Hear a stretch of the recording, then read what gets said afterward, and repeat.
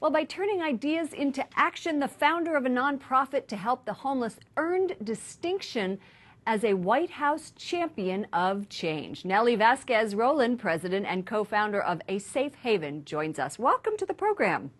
Well, thank you for having me, Lauren. Tell us about Safe Haven. What are the services that they provide, and how is your approach different?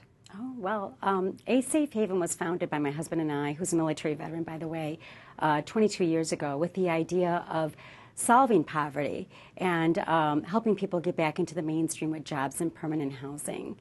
So you grew up in Chicago in a largely Latino neighborhood known for its crime and violence, right? And how did that experience shape your life? Did that drive you to do this? Well, it did, but not right away, okay? I think that the seed was planted having grown up in that type of environment. But I went to a Jesuit university, at Loyola University, and we learned a lot about, doing well by doing good throughout school. And then I went on to build a career in finance along with my husband. And after our success, we decided to start investing and giving back and making a difference.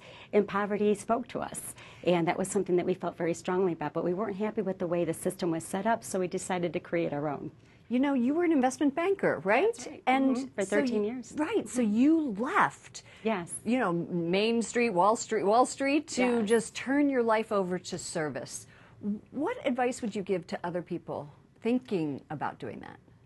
Well, the idea of doing well and doing good really resonated with us, and it really felt good to see that we had the ability to take business practices and really apply them to a social issue. So we are a private institution, started out as a private institution that took on a social problem that government couldn't do by itself. So I'd say if there's something that you really care about, take the leap of faith and do it. It was worth it for you. Absolutely. How many people do you have working for you now? We have over 200 employees. That doesn't include our staffing services, which also employ people with businesses that hire people from our organization. Very quickly, Ben Carson has been named to lead HUD, the Housing and Urban Development Agency. Where do you think the government can help?